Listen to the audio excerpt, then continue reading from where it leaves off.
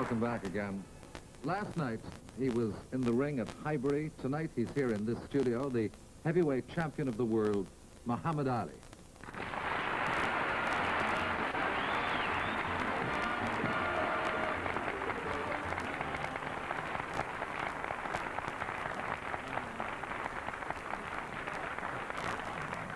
Well, a great welcome to you, Muhammad. Thank you.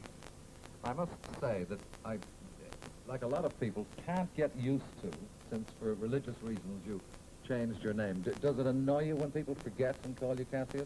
No, it's just a matter of the way they say it. Some of them, many times they say, Mr. Clay or Mr. Cassius, maybe have your autograph. I say nothing. It's just between me and him on the street.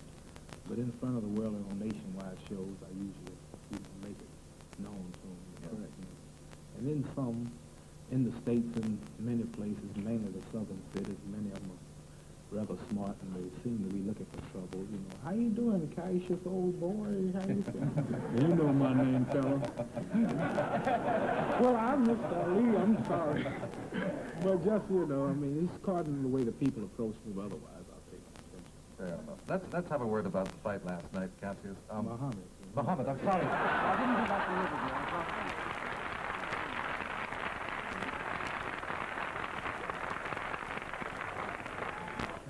I'm glad he smiled when he said that. You know my name, boy. Don't worry, I can on here, boy.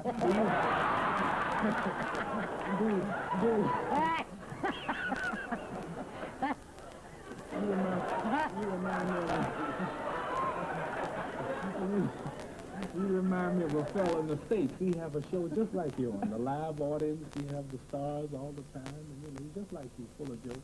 This fella, jokes, what he said. Johnny Carson. You heard of Johnny Carson? Yes, Your show is so much like his, the way it come on. I was wondering who copied after who. Did you style your show after his, or did you? Johnny's a much younger man than I am. I copied him. No, about the fight, Muhammad, I was there, as you know, I met you last night at the ringside, and everybody said maybe it's going to end with this cut-eye, as it did, alas. But to me, you yourself, when it happened, you looked shocked. Well, I didn't. I was sorry that it ended that way. Henry Cooper's a good fighter, and I think 2 or 3 rounds he won. And it wasn't a 1-minute thing like the Sakamista fight, nor was it a 1-minute thing like the 2 Patterson-Liston fights. The people saw a lot for their money, and it was going good. But it's unfortunate that he cut these. And I hate it. I hate the sight of blood. It's not my nature to just hurt a man once I see blood gushing from his head like that. So And it certainly was gushing, wasn't yeah, it? automatically I went on the defense, and I was mostly clinching and holding, and hoping that the referee would stop it. Yeah, you would rather the fight hadn't carried on. Right. Did you ask the referee to stop it? I mentioned it, yes, but he paid no attention.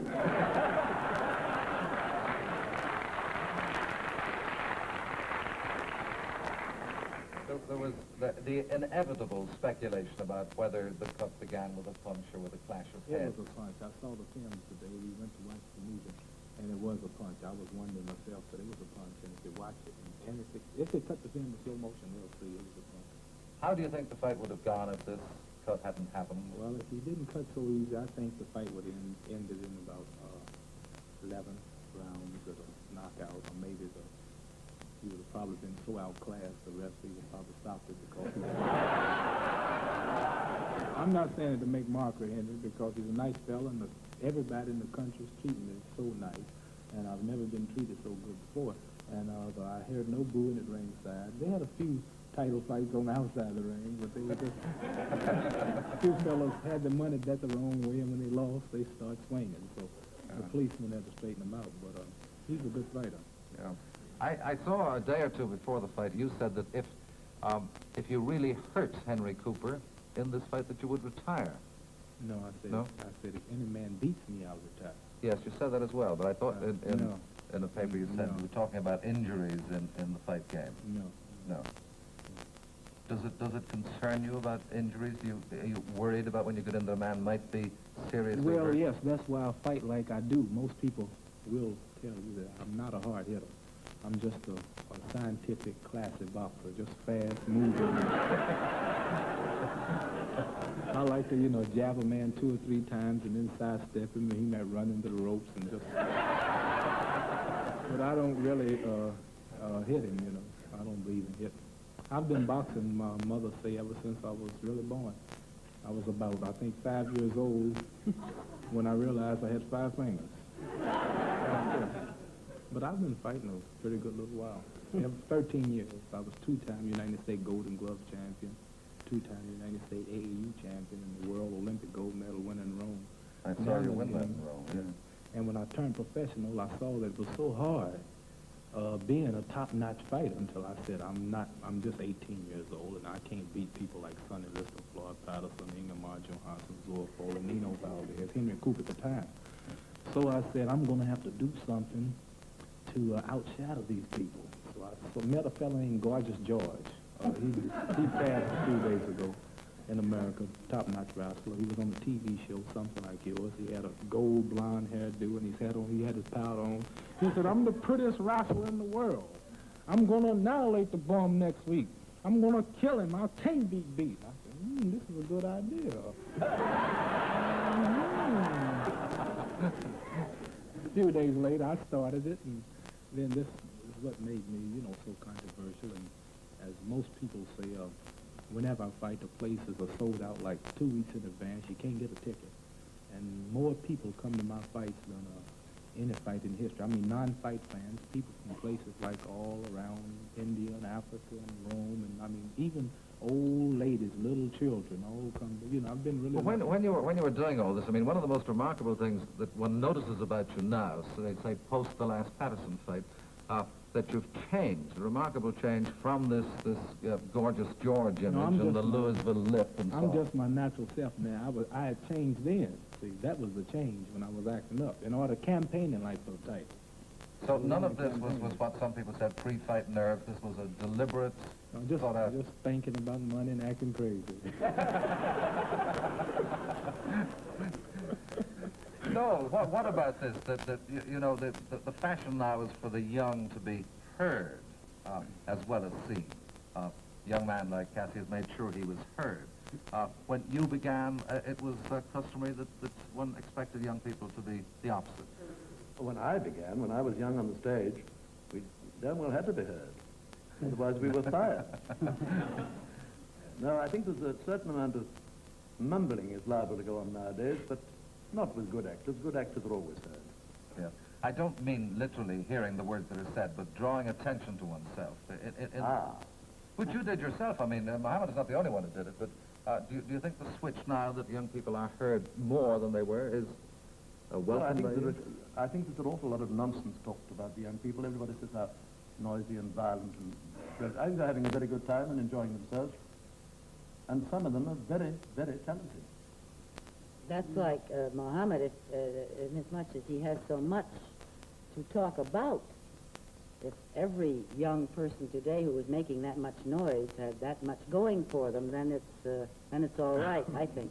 I couldn't agree more. But didn't you yourself, Lucy, early on in your career, suffer from the fact that you weren't noticed, that you were too quiet? No, I don't think I've ever suffered from that. My next publicity campaign is to strut nude down the King's Road on Saturday afternoon. Nothing else. Can you understand what he's saying, Mohammed? I believe he's still campaigning. Well,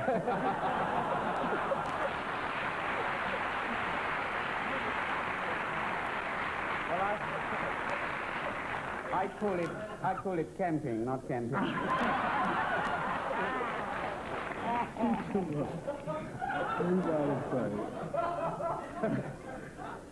I would suspect from what you told us earlier, Milt, that in your neighborhood it was better to be neither seen nor heard, huh? Yes, sir. Well, in my neighborhood in Brooklyn, if you pronounced all your words, they would kiss you. There we sound more like that dialect there. You know, here, for instance, you get angry at someone, you say, who do you think you are? Get out of my house. I never want to see you again. In Brooklyn, they simply say, what are you? What are you? It's certainly quicker, gets to the point, isn't it? But having drawn attention to yourself, now here, the youngest, no doubt, is Dudley, but, oh, no, I don't know, we'd work that out later. But having shouted, or whatever it may be, and haven't been heard, and you're a classic example, Noel, the next test is that you maintain output, that you work, that you acquire discipline. Does one acquire discipline, or is it something that you have? I think in the early days it was drummed into me to be well disciplined, and I think I've kept it ever since. Because as a matter of fact, I'm not really happy unless I'm working. You can't do a lot of work on your own if you're your own boss, unless you're self-disciplined. Yes. Well, this certainly came out of what Lucy was saying a few minutes ago, because you couldn't keep that sort of schedule unless you had tremendous discipline. Any kind of schedule, you have to have discipline. From the time you're that size, if you're not taught discipline, I think it's a dreadful thing when parents forego that and say, I'm going to let my child do anything they want, because what a terrible thing to do to a child for the rest of his life. I think discipline, Mohammed, don't you agree? You've had to have discipline long before you were a fighter. That's right. You discipline yourself in many, many I'm being made to be wonderful ways, yes. And you're very grateful for it. green switches, you know. Yeah, that's the lilac bush. But when you achieve something, I mean, it's different in the field of athletics, because there is a limit of age. Not that you're young enough to go a long time, but do you feel the same desire now, Mohammed, that you had when you became champion? Well, when I the first first became champion, when I was first started fighting amateur, it was mostly for medals and prizes and, being seen on TV. But now it's for money, alimony bills and lawyer fees. All I think about now is money. It's more of a business. I mean, getting up to run every morning, 45 miles, non-stopping, and these ball players you have out here, they tell you how hard training is. As a matter of fact, I saw a ball player out there. One of them looks like a heavyweight. I'm looking for a sparring partner for my next fight. I'd like to try one of them fellows out there. Depends which rules you go by. Got your match here, Mohammed. Are you going to have a rest now? Oh, I think I'll be fighting in 6 more weeks. In 6 more weeks? Probably in Germany with Carl Miltenberg, a heavyweight champion. We just don't, fighters are pretty good, but we have a lot of good fighters today, but, I mean, I'm just so fast, I just can't find nothing. They are pretty good fighters. I mean, when Joe Louis was champion, Sugar Ray Robinson, Gene Tooney, Jack Dempsey, when they were in the prime, you had good fighters, but they were so superior over the other ones until the game looked dead. But so that's the way it is now. I mean, I just can't find no heavyweight that can, punch half as fast or either follow me as far as his footwork is concerned.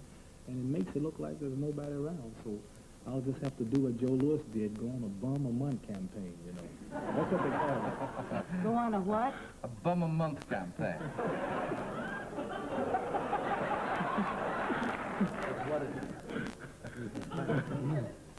But do you mean now, Mohammed, that the joy, the desire of being champion is gone, and it is simply a question of collecting the money? Well, it's good. I mean, you like the honor of being champion. I'll never lose that. But Mohammed. It's to be like a business. Mohammed. Yes. I'm very curious. The fight was last night, right? Right. I wasn't sleeping like Rip Van Winkle. You haven't got a mark on it. Hit and run away and live to fight another day.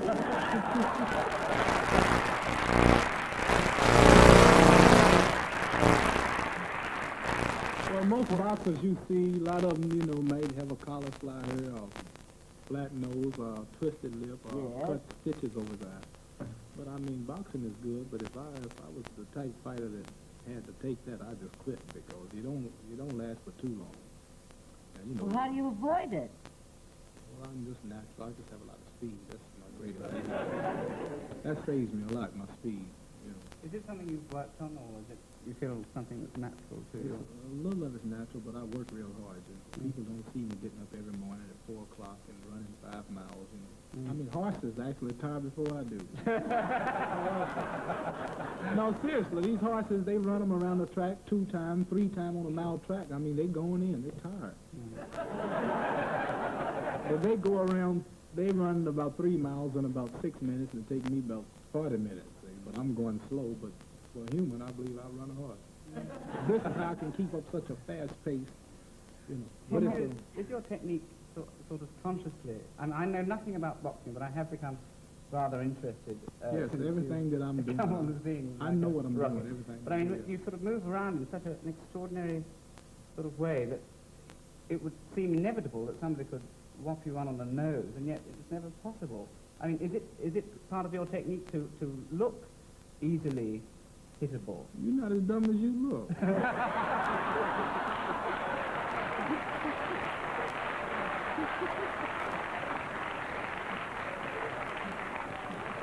No, fella. I think that's absolutely charming, isn't it?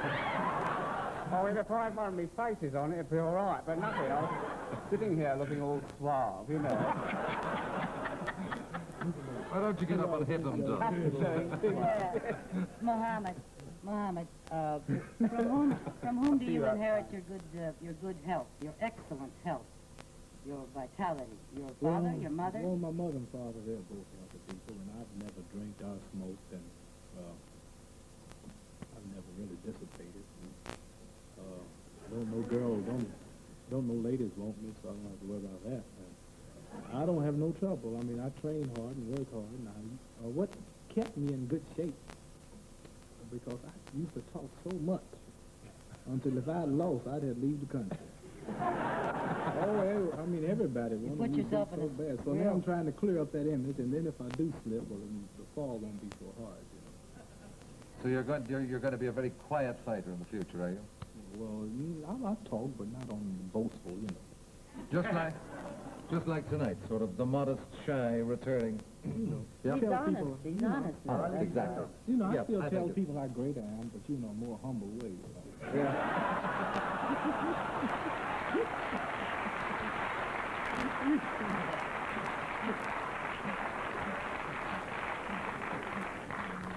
Why are you so determined, Mohammed, or say so often that if you're beaten once you'll retire? Well, I really believe it. I mean, I really believe if a man beat me, I'll just retire. But why? What's your reason for that? Well, the heights that I've reached in boxing is so high until once I fall, that's it. And would you think then, as I read somewhere, of you've been offered parts as an actor, of trying to become an actor? Well, I don't like that. Everything I do is real. I just like it's too much rehearsal. Well, like what you do? fellas, like people like you, like for your show, you know, you have writers. I don't have to have writers.